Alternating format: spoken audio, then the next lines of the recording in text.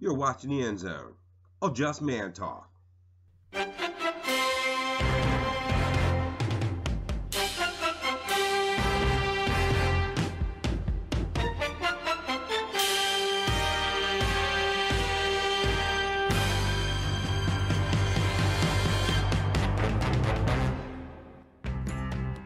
getting ready to get into the new NFL season.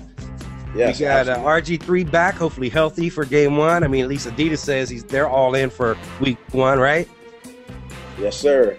So we'll see. We're going to talk about a number of things today. We're going to get into, well, first we got to recap what happened last year, where the Redskins ended up. The players they had, the players they ended up with, some of the players left. So we'll talk about all those things. We're going to talk about, what we need. What the Redskins are expecting to get out of the draft. This is the pre-draft special here. And then we're going to talk a little bit about the NFL in general, find out what everyone else is doing out there. Maybe some surprises, maybe some predictions. We'll see what else we can get into. So why don't we start off, Fitch? Why don't we start off with last year? Redskins ended up 10-6, winning the NFC East, but they had to really do some really gutsy performances in the end of the season there to pull it out, didn't they? Yes, they did.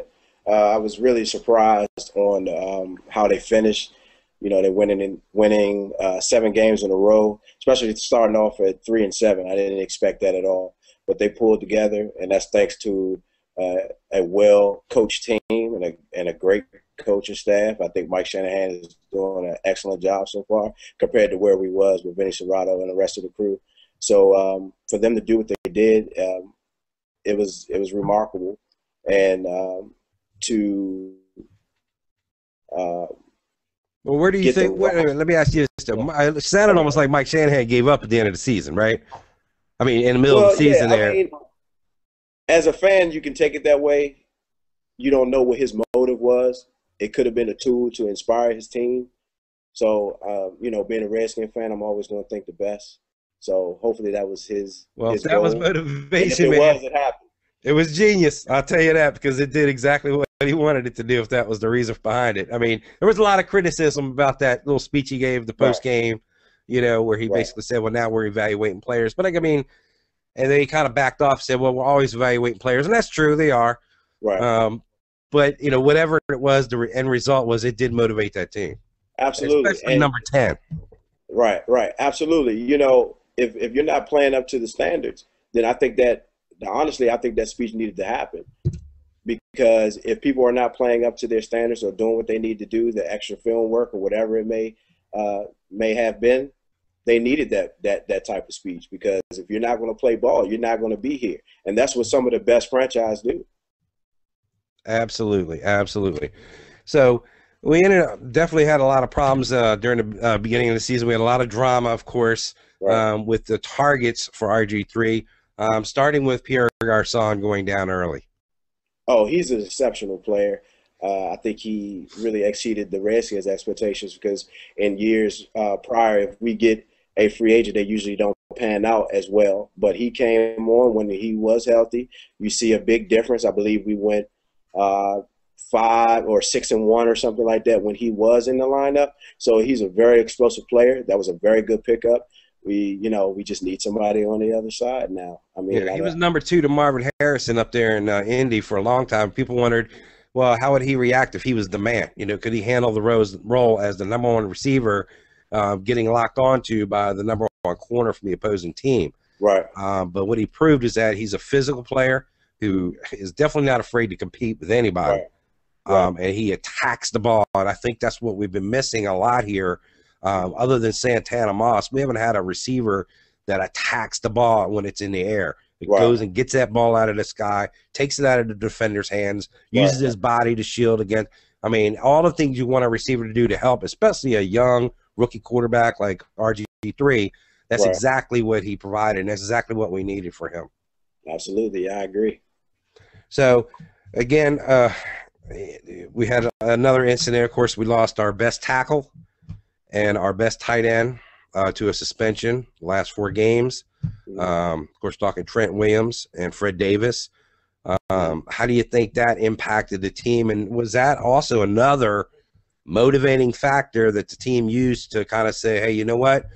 It's us against the world. No matter what they do, we're not going to give up. We're not going to lose these games. Where you mean the previous year when they got suspended? Right. At the end. Yeah. You And know, then they get hurt at this last year. right. But he pushed through it. He didn't miss. He didn't miss any games.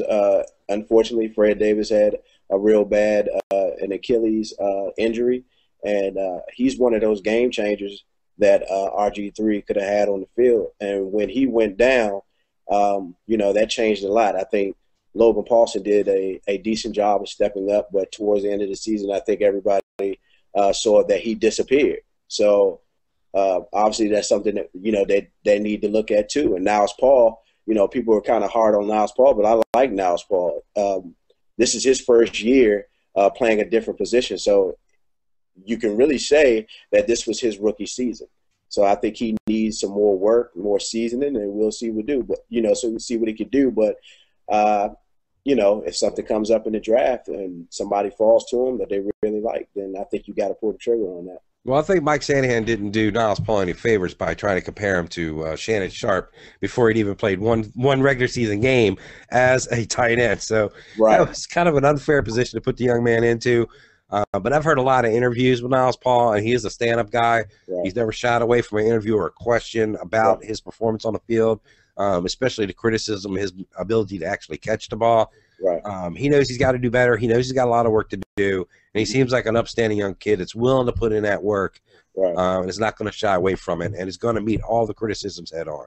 Right. He's a good special teams player too. So absolutely, especially when you're the third on any depth chart at any position, if you can play special teams, then you're going to keep yourself in the lead. Absolutely. So let's move to the defensive side of the ball. Of course. We had a yeoman's performance, just a superstar effort by the middle linebacker, once again playing through injury all season long. Just talk about what he means to the team, and how he was able to keep, even losing both safeties early in the year, the freak accident that happened in the middle of the year there, where we lost Brendan. Brendan Merriweather again, after he was coming back for one game. Then we lost him. Talk about just keeping that defense together with the old man in the middle, of course. London Fletcher, he's the extension of the coaches on the field. And when you have players that are not that, I guess, if everybody knows that our secondary struggled and they didn't play up to the NFL standard. But when you got a guy that could get everybody lined up, that could keep guys encouraged, and fire those guys up and keep them together when things go bad, that's really important. And people didn't realize how important London Fletcher is to this team, because I've heard talks about, maybe it's time to let him go and things like that. We're not ready for that. We have Keenan Robinson, who's a rookie that played sparingly. So we need more seasoning. We don't know if Keenan Robinson is the guy to take over from London Fletcher.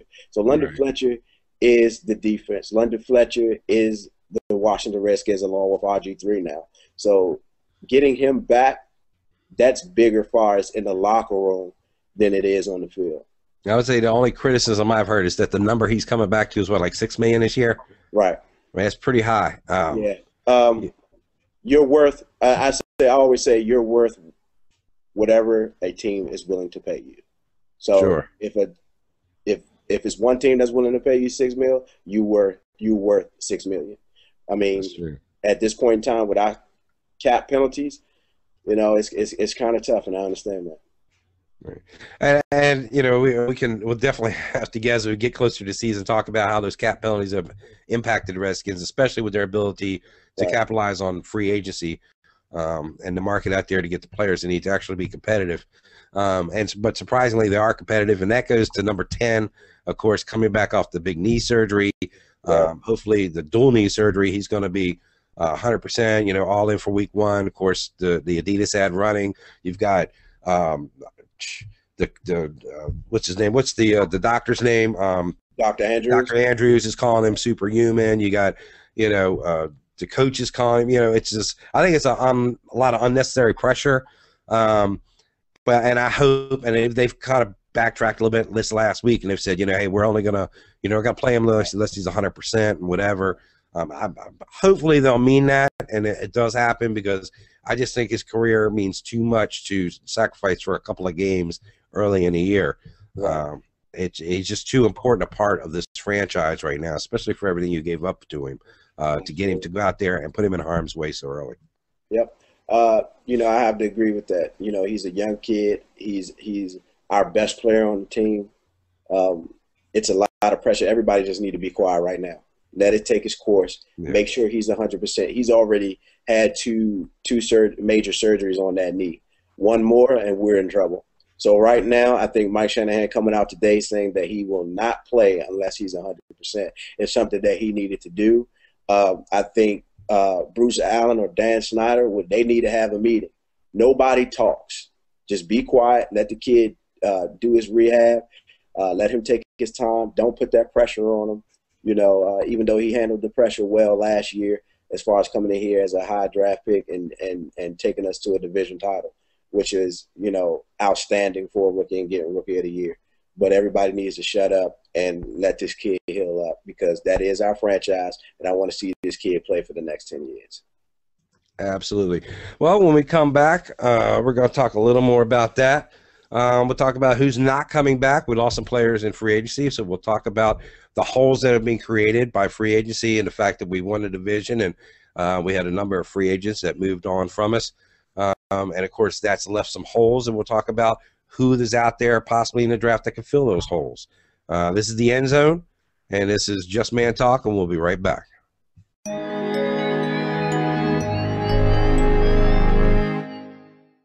Ramirez Internet Solutions is a business identity company that focuses on giving the small business a face before the big corporations. We specialize in developing WordPress sites.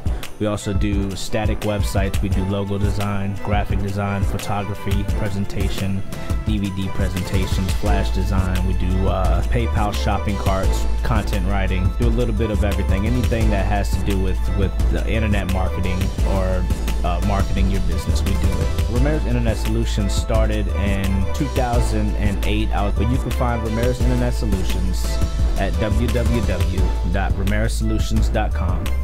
You can also follow us on Facebook at Ramirez Internet Solutions, and you can give us a call at 571-572-0415.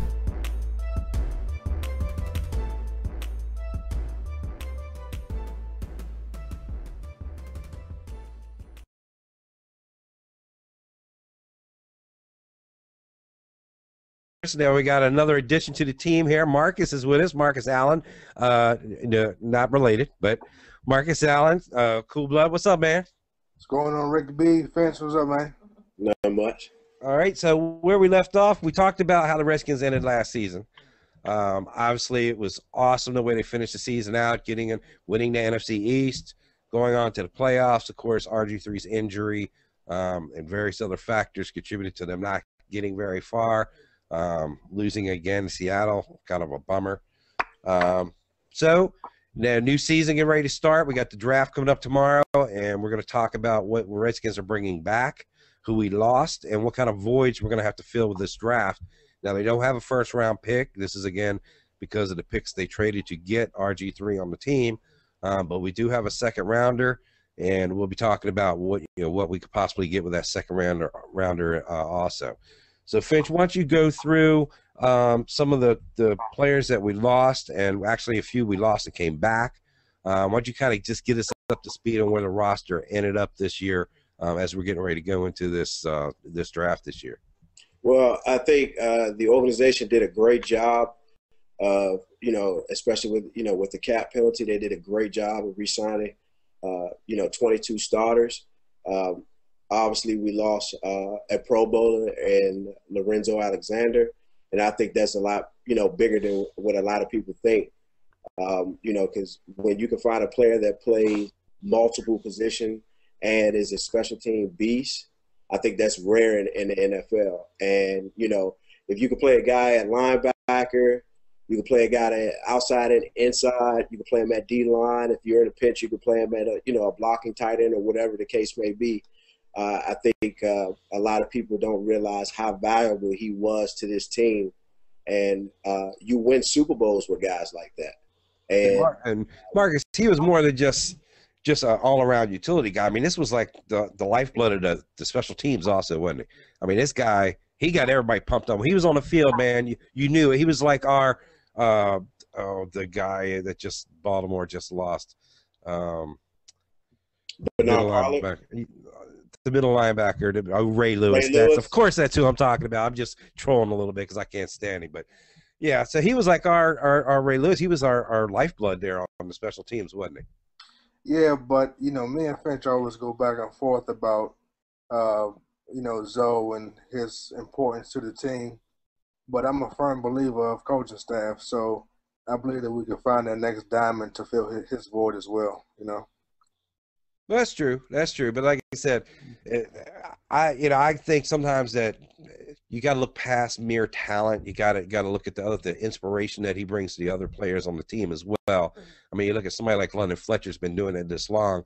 I mean, yeah, he's sideline to sideline. He's a beast, but the inspiration he gives the rest of the guys, the team, the guys that may not be starters but have a shot at maybe getting their place to come up and go. I mean, what more inspiration could you want to somebody like that who is undersized but has made so much out of his career, even at this age, still producing like he does? And ask yourself how hard it is to find Pro Bowlers, whether it's offense, defense, special teams. How hard is it?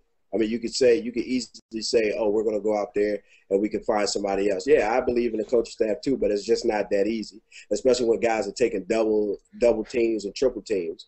I mean, special teams is part of the game as well. You want to see a Pro Bowler? You got to win two phases. You got to win two phases out of the game.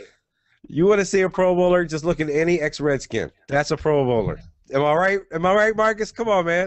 You're right about that, yeah. They leave here to go on and have stellar careers, man. Trust me, they win Super Bowl MVPs. Desmond Howard, right? But they didn't make the Pro Bowl when they were Washington Redskins. That's what I'm saying. Yeah. Yep. No, but that's good. And like you said, somebody like that, I mean, you're right. It's hard to find Pro Bowlers. I don't care what phase of the game you're looking at. So we had, of course, the big thing last year, we lost a lot of players. We lost Tanar Jackson to a suspension. They've communicated he was on a 1-year deal anyway. They've communicated his contract this year. So as long as Goodell allows him to come back into the league, more than likely he will be a Redskin first week of September or about that time. That's when he was suspended. And of course, Brandon Merriweather, he had that freakish knockout in the middle of the warm-ups when he got collided with another player. So he'll be back. But we did lose. I mean, when we got D-Hall back, like you said, on the 1-year deal. But who do you think out of those players are going to make the biggest impact going into the season? Who do you think? Which one of those do you think is actually going to be the one that impacts the Redskins next year in winning? I think it would have to be Hall. For the same reason that we brought him back, his importance in that slot role. It's hard to find a guy that can play the slot role. He has to go left, right, and deep. So that's one position that I think is hard to really replace. So I think it's going to be Hall on that. I think it will be probably Brandon Merriweather. When everybody saw the Philadelphia Eagle game, what he brought to our team. He was exciting. He was energetic. He made plays in the 3 quarters that he actually played. So especially that's being our weak spot on our defense is our safeties. So if he could come in and start where he left off, that'd be huge for our defense and huge for the Washington Redskins. Yeah, I have to agree. The secondary, now that's going to be again. It was the early part. It was weird because the early part of the season that was hands down, it was the weakest part of the team. Seemed like the entire defense. And part of that, you could say, I know I was screaming at the coach to do some more blitzing, to be a little more creative, stop sitting back there in that soft shell and let's just letting them hammer us and pick us apart coming down the field. Amendola gets 20 catches in a game, 200 yards. It was just sickening to watch the defense just not basically having their hands tied. And then finally, mid-season or later, he finally started getting into a rhythm with his play call. He started getting a little more aggressive, started trusting the secondary a little more, and it paid dividends, and the Redskins went on that deep run. Coming up in the draft now, that's going to be, as far as all the pundits are going right now, that's going to be the emphasis for the Redskins. But let me ask you guys, could there be a surprise in there? Could there be, if let's say we get to we got the 51st pick or whatever it is, if we get there and there's a wide receiver that they just feel is like super talented, he's got the size and the physical capabilities to get deep, the speed, do you think they'd have the balls enough not to go secondary and actually go pick out a receiver or something? Well, I would think that they have to choose the best talent at that spot. And with that being said, you still have to rank which position is priority. So we don't know that. We hear all the talk on Twitter and ESPN, but we really don't know what Mike Shanahan's thought process is. So I wouldn't be surprised if they took a wide receiver or someone in like an all-ball spot that just everyone's like, wow. So, that wouldn't shock me at all. It just wouldn't. It wouldn't. I think just to piggyback on what Marcus said, I think you got to pick the best player available. I think even though we won the NFC East, we still have a lot of positions that we can improve. And if you're looking at your draft board and you got a guy at wide receiver that can help change your team and help RG3 and, just help our offense be even more explosive, I think you have to do that, especially the way that the defense is kind of handicapped as far as how aggressive they can play and things like that, where they're being really hard on touching them after 10 yards or after 5 yards or things like that. I think you can take a page out of the Packers playbook. They got a lot of offense, and if you got a lot of offense, you can keep your defense off the field. So your best defense is your offense. So if you have a guy that's explosive that can help this team and he's the best player on your board, I think you have to go with him. You think all the Redskin fans can be able to sit back and just let that happen without, making a ruckus about it, though? Redskin fans are really critical, especially the Shanahans, getting Kirk Cousins there. Of course, he was able to shut them up when they needed him to come in, and he actually did perform very well for RG3 when he was out. The question is, though, can they strike gold twice? Can they do that again and have it pay off? I think you have to. Just like Marcus said, you got to trust this organization. With that pick last year, everybody was kind of scratching their head, and they hit on it. Kirk Cousins was everything that the coaching staff and the organization thought he was, and he surprised a lot of the fans and things like that. And he came in the pinch when he needed to and won us a football game. So I think from that standpoint, you have to be comfortable. You have to sit back and you have to wait until they give you a reason not to trust him. I will say he's the most boring Twitter follower I've ever followed him. He's terrible. Okay, well, let's move on. Let's get down. We're gonna obviously we got a lot of holes to fill in the defense. Again, I think our biggest issue here is going to be depth more than anything. But I want to throw two names at you, and I want to get both your reactions on these guys.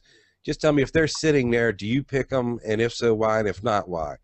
The Honey Badger is the first one, and Manti Te'o is the second. Obviously, with London Fletcher aging, the speculation that both of these guys, I've seen them both up in the top 10, and I've seen them both, third round even. So where do you stand on those two, the Honey Badger, Manti Te'o, and would you take them? If so, why? And if not, why not, Finch? It depends on what pick.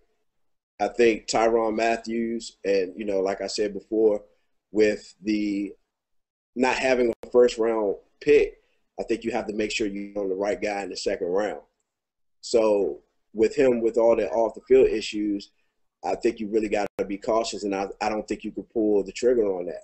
I think if he's there in the third or fourth round, then yes. Fourth round, I don't think he's be there. But third round, yes, I would try to pull the trigger on him then. But with the second-round pick, I wouldn't do it. As far as Te'o, man, just turn on the film. He had one bad game in the national championship game. I could care less about what happened to his real girlfriend or fake girlfriend. The boy can play ball. Turn on the tape, watch the tape. He can help this team, especially with London Fletcher probably being on his last year. It's no better person to learn from than a London Fletcher. So if he's there, which I doubt because I think he'll go in the first round, if he's there, then I will definitely pull the trigger. I'll run up to the podium and call his name. What about you, Marcus? Would you take him? The Honey Badger, would I take him personally? Yes. But with Mike Shanahan, he most likely would not take him. You know, he just too many off the field issues, and that's not his type of guy at all. That's not his type of player. So you can kind of shoot that down. Redskin Nation, that's not happening. But as far as Manti Te'o, like I said, if he's there, you do it. I mean, with London Fletcher pretty much finished, you have to do that. I mean, he'll pretty much be the player that you need to be for sure. Absolutely. Me personally, I would take the Honey Badger just because the talent is so raw. I mean, you look at some of the other players in the NFL right now and some of the things they have to do to keep them on the field, to keep them out of trouble. You know, I saw an article the other day, or it was a story on one of those sports news magazine shows, and they were talking about the Honey Badger, some of the things they have to do to keep this guy straight. I mean, they got a handler basically taking his car at 5 p.m. every night. So, you know, he's walking up and down the beach trying to keep his head clear, so he doesn't try to cop a joint in the middle of the night. You know, I mean, but we've seen that with other players too. Dallas, the receiver in Dallas, Des Bryant. I mean, he's got all kinds of little restrictions going on. Pac-Man Jones. I mean, we've seen that in the NFL before too. I don't think you can, you know, I mean, we've got two players on the Redskins right now that thought smoking a joint was more fun than making millions of dollars as an NFL pro. So, yeah, I think you just got to, you know, take it. Hopefully he's learned his lesson. You got to take him on his word. If you interview him and he comes across as somebody who sounds sincere, I believe in second chances. I believe, you know, I say give him a shot. The Manti Te'o thing, I don't know about that. For me, the issue there is his head. And when he was at the combine, this is your time to shine, just like the national championship. These are the two biggest times of your life, the most important things you'll ever do in your life to set up your career, and he failed at both of them. And regardless of the reason, I mean, what do you think his first game is going to be like when he comes out on the field, no matter what team he's playing for? What do you think the fans of the opposing team are going to have to say to him? Even his own fans may. You know what I mean? If he ends up in New York, forget it. So, I don't know. We'll see. When we come back, we'll get a little more into it. We'll talk a little bit about the scheduling. The Redskins, I don't know if they were blessed or cursed with 5 primetime games this season. We'll talk about that and a couple of the first week matchups in the NFL. And we'll also talk a little bit about the top of the leaderboard as far as the draft goes, who's the first couple of picks. I want to throw a scenario at you guys and see what you think. Maybe we can prognosticate the first couple picks in the draft this year. You're watching The End Zone on Just Man Talk. You're listening to Just Man Talk, where we try to bring you the world from a man's perspective. Visit us at www.justmantalk.com. Follow us on Twitter at JustManTalk. Send emails to feedback@justmantalk.com. And now, on with the show. All right, thanks for coming back. This is The End Zone on Just Man Talk, and I'm talking again with my boy Finch and Marcus. What's up, fellas? What's going on, Rick B? Yes, sir. So we're finishing up with the draft now. Of course, the Redskins pick late in the second round. There's going to be a lot of drama in the beginning of the draft this year, mainly with the top 4 picks. Now, Oakland, who desperately needs a quarterback after the debacle with Carson Palmer, they're going to need a quarterback. So they're picking 3, and then, of course, right behind them, Philadelphia Eagles with their new coach, Chip Kelly, is picking 4. So the question I have for you guys, who's going to get Geno Smith? Are the Raiders going to take him and take a shot on him? Or if he slides, will Philadelphia pick him up? Of course, that would mean that Chip Kelly's banking on him starting over Michael Vick, or maybe he's going to pick him up and hope that Michael Vick starts him off this season. If he gets injured, then Geno Smith will have learned that blur offense fast enough to be an impact in this year. What do you think, Marcus? It's kind of hard to say. I mean, if I'm, a team, with a guy like that, his value has skyrocketed because of the RG3s and Russell Wilson and stuff like that, but I think it's 50-50, between them two teams. I think Oakland should grab him, but at the same time, and I'm not sure if that's the type of player that they want for their offense. So just kind of hard to say, you know what I mean? I don't think Oakland drafts a quarterback that high, especially with them trading for Flynn. So I don't think that's the direction they need to go in. As far as the Philadelphia Eagles, I feel as though that Geno Smith fits their offense. So it all depends on how much they like him. So, obviously Chip Kelly's offense that he ran in Oregon, we're assuming that that's the same type of offense that he's going to run in the NFL. So it all depends on, what type of offense that they're definitely going to run and whether they like him at that position or whether it's E.J. Manuel. Because, also he's very athletic, big, strong type quarterback. So it all depends on who they like more.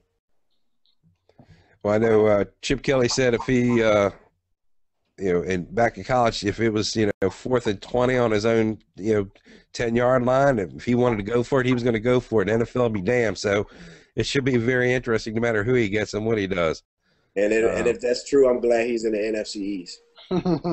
Right. All right, so let's move on down. So obviously there's a lot of interesting things like with the 49ers getting 13 picks in the draft after, coming running up in the Super Bowl. They got 13 picks in the draft. That's pretty incredible to go. He got the 31st, and they got 2 in the second round. It's going to be interesting to see if they trade up or what they do with all their picks, how that's going to play out too. So we'll move on from there. Let's go ahead and talk about what we expect now. The Redskins get 5 primetime games this season, and all that's great. Of course, everybody loves Monday night games, Sunday night games, Thursday night kind of throws things off a little bit for me, but that's okay.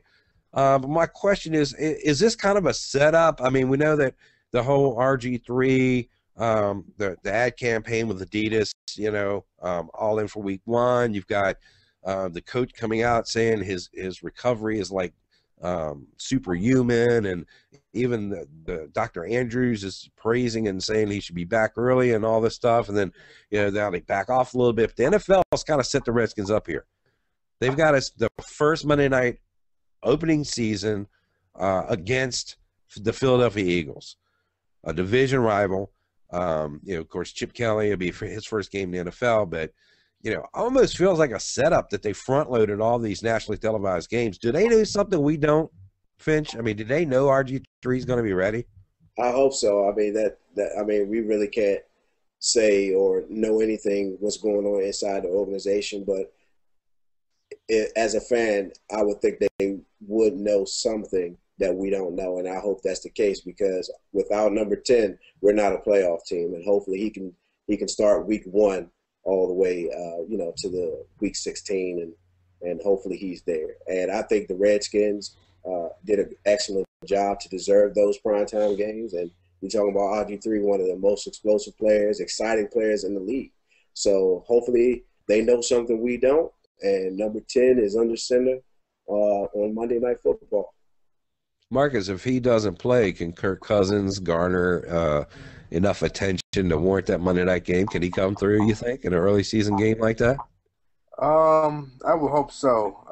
I think that would be a huge stage for him, and for the Redskins' sake, if he's able to show up big on that stage, he may be trading bait for the next following draft season. So it'd be another Matt Flynn in the making, right? Another Matt Flynn in the making. Exactly. Yeah, who knows? We could take that 4th rounder, turn it into a 1st or 2nd round pick. That might be nice, huh? Yeah, crazy. Awesome.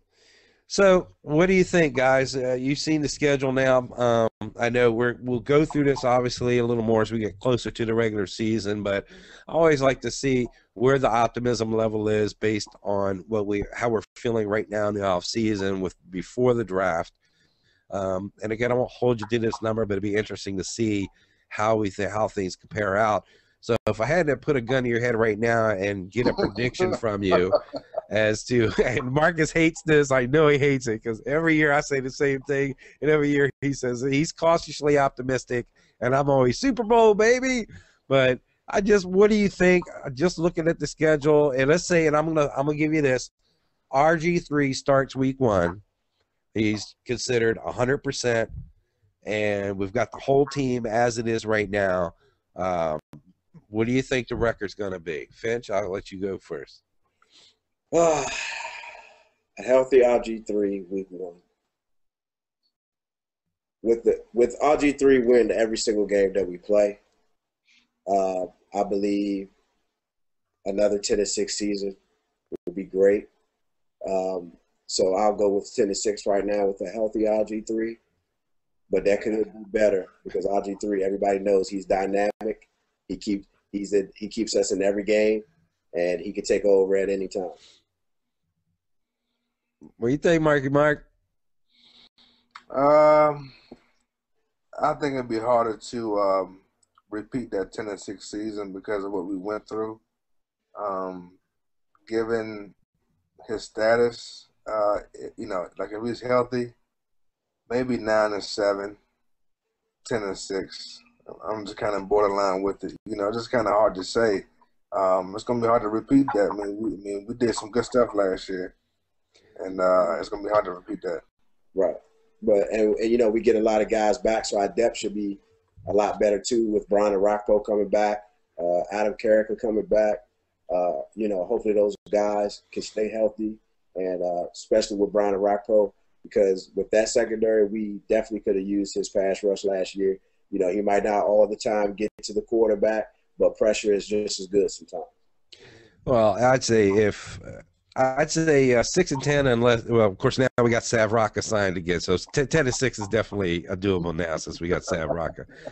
That was probably the best offseason. No, well, I got another question for you because you brought up the defensive line. I just want to ask you this because the defensive line, for me, it was kind of a disappointment last year, and mainly because of the middle. We got Cofield in there, but I was really hoping for something more from what's your boy Jackson? Am I thinking of the right name now? Jenkins. Jenkins. That's it. After seeing the way he was prior to the knee injury, and last year coming off the knee injury, do you think he regains that first year form again? Do you think he's able to be a bigger impact in the middle for us this year? I hope so. I think, especially coming off an ACL injury, he was able to stay healthy for the whole year. So hopefully another year, another off season, getting stronger, getting his legs back. I think that will suffice. I think he will be a lot better this year. Hopefully he'll return to form. Yeah, Marcus was looking at me funny because he actually plays DN, not nose tackle, right, Marcus? Is that why you're looking at me? Right. Yeah. Don't But worry, still, he plays both. Yeah, he moves around, and Bryant's in there in the middle of nose tackle. I know, but for me, it was that big push in the middle, which kind of takes away any room that the quarterback has to maneuver in the pocket. And I think that's where we get real more effective with the outside pass rush because there's nowhere for the quarterback to go. Right. So the outside guys tend to make it there, and that takes a lot of pressure off the DB. So it kind of all comes full circle, and I think that was the biggest part of our defensive problem was last year is we didn't get that pass rush, and it kind of exposed our secondary too much. Yeah, I agree. And remember, in a 3-4 system, with those down linemen, usually a lot of your pressure comes from your linebackers in the odd front. So I understand about that push up the middle. But a lot of those times, those guys are getting double teams and things, so they might not get the sack numbers that you might be looking for. But with him coming back healthy, Barry Cofield, he keeps doing a great job. We'll be fine. I think we'll be fine. So if we win the East again next year and make a good showing in the playoffs, does Shanahan get an extension? I think that he almost has to. I mean, really, if you ask me, I say we do it now. You have to. I think now you can say this is Shanahan's system, his team, his coaching staff, his draft. This is full throttle, 110% his regime. This is Mike Shanahan all the way in Redskin Nation. Yep. What do you think, Finch? Yeah, yes, I would think you had to, because I think out of those 5 years, it took him 2 years to try to get his team together. Now, in his third year, he was able to win the NFC East, and that's the first time we've done that in a long time. He's starting to get his guys in place. So if he was able to go, if he was able to have another successful season, why not extend him 3 more years to see where it goes? But I'm more intrigued in making sure that we keep Kyle Shanahan, because if things does work out and Mike Shanahan decides to step off at any time, I would love for Kyle Shanahan to come in and take over the reins. Exactly. As long as it's not another Jim Zorn situation here. Oh, no, definitely not. Definitely. Well, look, guys, had a great time. We're going to get back into it again next week. After the draft, we'll give you our post-draft analysis.